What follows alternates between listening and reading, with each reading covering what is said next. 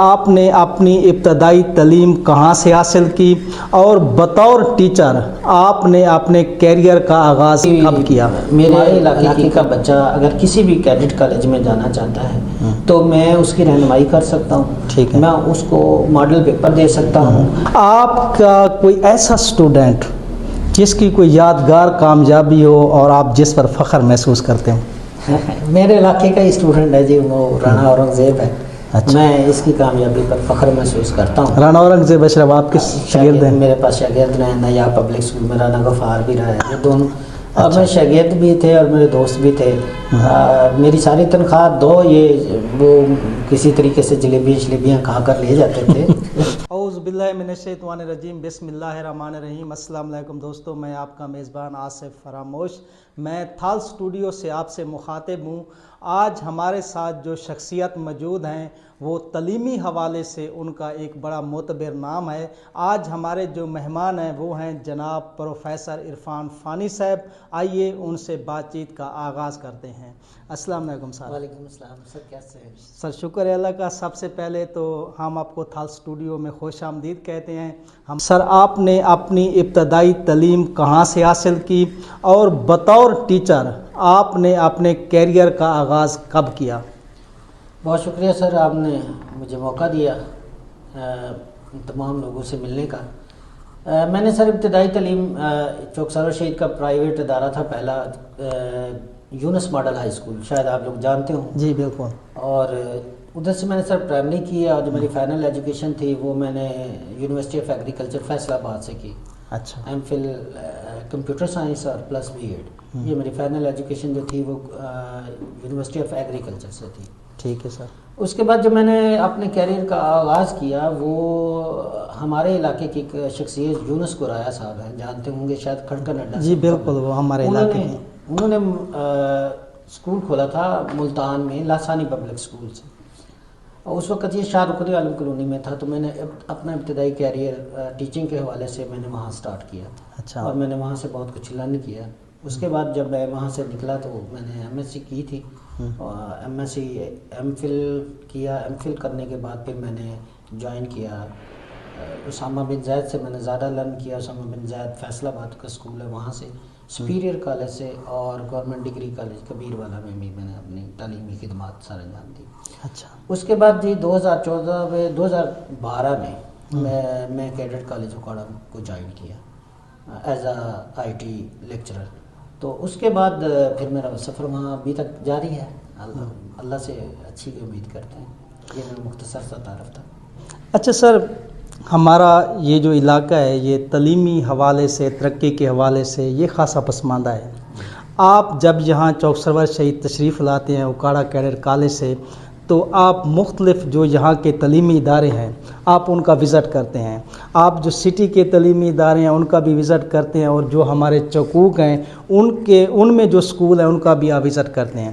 آپ نے بطور ٹیچر یہاں جو تعلیمی ادارے ہیں ان میں کیا خوبیاں اور کیا خامیاں دیکھی ہیں؟ تعلیمی نظام میں بہتری کے لیے آپ کیا سمجھتے ہیں کہ مزید کیا اقدامات کیے جا سکتے ہیں؟ بہت اچھا سوال ہے. مجھے خوشی ہوئی ہے کہ آپ نے یہ سوال کیا. سب سے پہلے جی میں جب اپر پنجاب سے اپنے علاقے میں آتا ہوں تو یقیناً میری محبت اپنے علاقے کے لیے بہت زیادہ ہے. میں جو میجر ڈفرینس دیکھتا ہوں وہ جنریشن کا دیکھتا ہوں. ہمارے یہاں پر جو ابھی تک thought of school of thoughts ہے نا، تھاٹ وہ سیکنڈ یا تھرڈ جنریشن میں. اور جب ہم اپر پنجاب میں جاتے ہیں تو وہ 5th جنریشن سے 6th جنریشن میں انٹر ہو رہے ہیں. یہ ایک جو جنریشن کا گیپ ہے، سب سے پہلا تو فیکٹر یہ ہے. جنریشن گیپ کیا ہے؟ یہ جو میں نے first generation, second generation, third generation اور 5th جنریشن کی بات کی. فرسٹ جنریشن یعنی میں یہ کہہ سکتا ہوں کہ میں ابھی فرسٹ جنریشن میں ہوں. میں اس ریزن یہ ہے کہ میرے والدین ان پڑھ تھے. اچھا. انہوں نے مجھے پڑھایا. جب میں آگے اپنے بچوں کو پڑھا رہا ہوں تو میرے بچے سیکنڈ جنریشن میں. بالکل صحیح.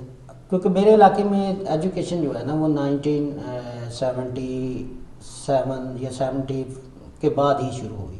تو میری ایک جنریشن، میں فرسٹ جنریشن کا طالب علم تھا. اب میرے بچے سیکنڈ جنریشن کے طالب علم ہیں.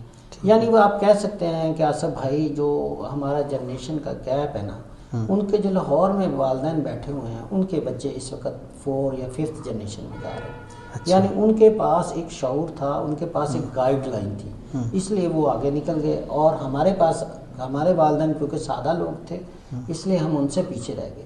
دوسرا جو فرق ہے وہ وے آف ٹیچنگ اور ٹیکنالوجی کا ہے. اگر میں آپ کو چھوٹی سی ایک بات بتاتا ہوں کہ اگر میں بچوں کو پڑھاتے ہیں یہاں پر کیا پڑھاتے ہیں، یہ ایک موبائل ہے، یہ کال کرنے کے لیے ہے، یہ کال سننے کے لیے ہے، یہ فلاں کمپنی کا ہے. اچھا وہاں پر تھوڑا سا اس سے آگے ہائر آؤٹ کمز کی طرف جاتے ہیں. یہ میں نے لوور آؤٹ کمز بتائی. ہائر آؤٹ کمز میں یہ بتاتے ہیں کہ یہ کس مٹیریل میں سے بنا ہوا ہے، اس کے اندر کون کون سے سرکٹ لگے ہوئے ہیں، اور یہ کس طرح کام کرتا ہے. صحیح. تو یہ تھوڑا سا ابھی یہاں پر فرق ہے کہ یہ ٹیکنالوجی کا اتنا یوز نہیں ہم کر رہے جتنا اپر پنجاب میں جو اچھے انسٹیٹیوٹ ہیں جیسے بیکن ہاؤس ہے، سٹی ہے، کیڈٹ کالج، کوئی سے بھی کیڈٹ کالجز ہیں، وہ ان ٹیکنیکس پر کام کرتے ہیں اور بچوں کو ان کا پتہ ہوتا ہے کہ انہیں سٹارٹنگ پوائنٹ کہاں سے کرنا ہے، ان کا فنشنگ پوائنٹ کون سا ہے. ان کے پاس کیریئر کا ایک پاتھ ہوتا ہے جس پر وہ چلتے ہیں.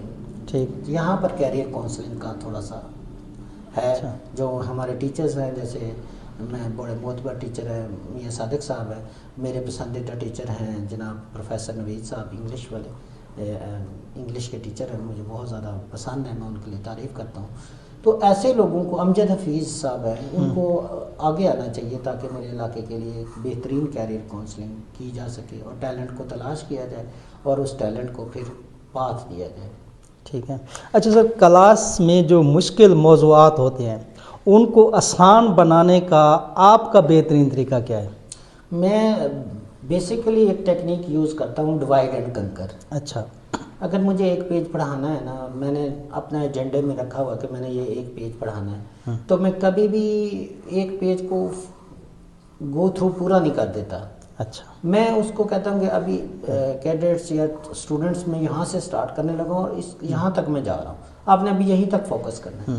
میں ڈیوائڈ کرتا ہوں اور پھر اس کو کنکر کرتا جاتا ہوں. اور میں خود کم، پنجابی میں جیسے کہتے ہیں نا، خود کم کھپتا ہوں اور بچوں کو میں نا تھکا دیتا ہوں. بھئی وہ کام اتنا کریں کہ ان کو چمٹ جاتا ہوں اور انہیں میں کہتا ہوں کہ جب تک آپ کام نہیں کریں گے میں آپ کو چھوڑوں گا نہیں. اور ہر بچے پر میں انفرادی توجہ دیتا ہوں. اسی وجہ سے سر میرے بورڈ میں رزلٹ سامنے ہیں اور اس سال مجھے کمشنر صاحب نے بورڈ رزلٹس پر شیلڈ سے نوازا ہے اور 1 لاکھ کیش پرائز بھی مجھے دی ہے. ماشاءاللہ. اچھا سر، کیڈٹ کالج اکاڑا آپ کے نزدیک کیا چیز کیڈٹ کالج اکاڑا کو خاص بناتی ہے باقی تعلیمی اداروں سے؟ آصف صاحب، کیڈٹ کالجز جو بھی ہیں، not only cadet college Okara, ہمارے جو پائنیئر کیڈٹ کالجز ہیں جیسے حسن ابدال ہے، ملٹی کالج جیلم ہے، پی ایف کالج سرگودا ہے، اور یہ ایک ہمارے جو مدر انسٹیٹیوٹ ہیں، یہ ان سب کے اندر ایک ہی ماٹو رہا ہے کہ آپ بچوں کو گروم کریں.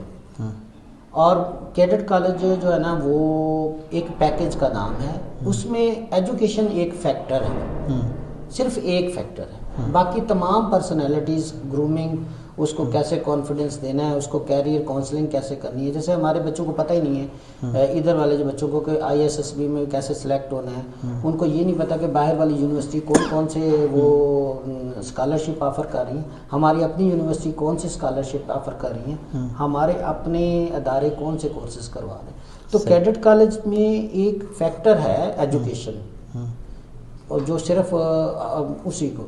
کیڈٹ کالج میں ایک بات بتائیں جی، اگر باہر بندہ 5 گھنٹے میں کام کرتا ہے تو کیڈٹ کالج کا بچہ 2 گھنٹے میں وہ کام، وہی کام 2 گھنٹے آؤٹ کم، اور اس کی آؤٹ کم ہم اسے یہی چیز سکھاتے ہیں کہ آپ ایکسپلور کرو. کلاس میں جب اسے باہر سے کوئی ہیلپ نہیں مل رہی جیسے ٹیوشن کے طور پر، تو وہ خود سے سر کھپاتا ہے اور پھر کلاس میں توجہ کرتا ہے اور پھر وہ چیزوں کو خود سے ایکسپلور کرتا ہے. ان کو انٹرنیٹ کی فیسلٹی دی جاتی ہے، ان کو لیپ ٹاپس، کمپیوٹر کی فیسلٹیز دی جاتی ہیں تاکہ آپ اب ایکسپلور کریں اور ایکسپلور کر کے سیلف لرننگ سیکھے گا. اور جو بچہ سیلف لرننگ سیکھ جاتا ہے نا سر، وہی بچے آگے جاتے ہیں. صحیح. جو ٹیچرز کے سہارے پر رہتے ہیں، جیسے اکثر والدین اپنے بچوں کو ٹیوشنز پڑھاتے ہیں، تو ان کو ایک سہارا مل جاتا ہے کہ وہ میں کلاس میں نہیں گیا تو چلو میرے ٹیچر کروا دیں گے. نہیں، ان کو ایکسپلور کرنے دیں، ٹیکنالوجی کا استعمال کرنے دیں. ٹھیک ہے.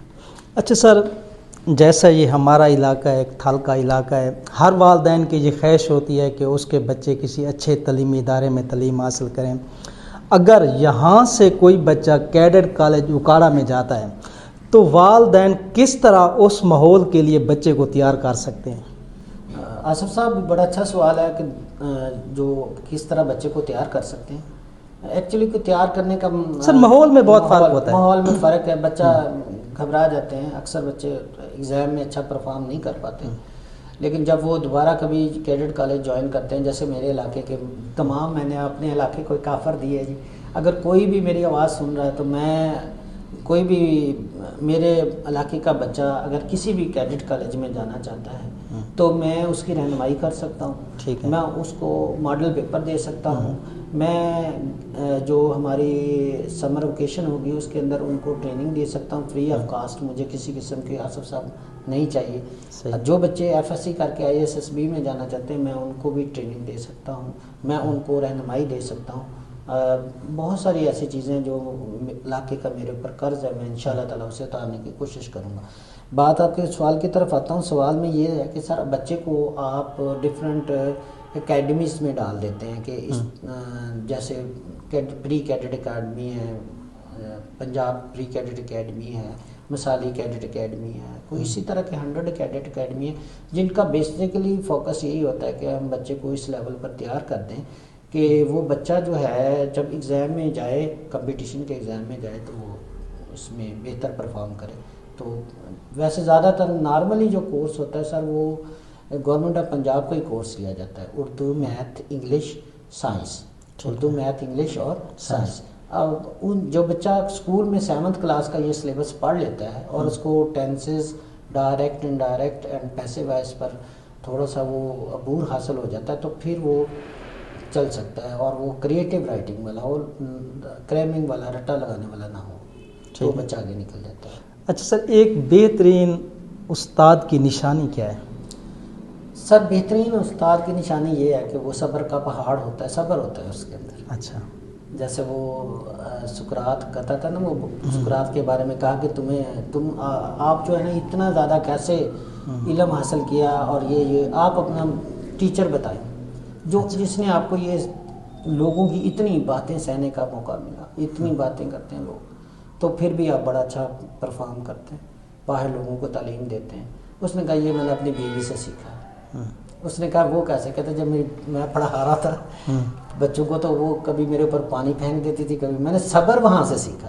جو بندہ بھی صبر سیکھ لیتا ہے، کیونکہ اللہ تعالیٰ نے قرآن میں یہی فرمایا کہ واللہ مع صابرین، میں صبر کرنے والا ہوں. کبھی نہیں کہا کہ آپ جہاد پر جاؤ جیت جاؤ گے، آپ حق پر کھڑے ہو گئے آپ جیت جاؤ گے، لیکن اللہ نے کہا کہ صبر جو ہے نا، جو بندہ صبر کرتا ہے میں اس کے ساتھ. تو ٹیچر کو پہلی نشانی یہ صبر ہونا چاہیے. دوسرا اپنے علم پر اسے عبور حاصل ہونا چاہیے. صحیح.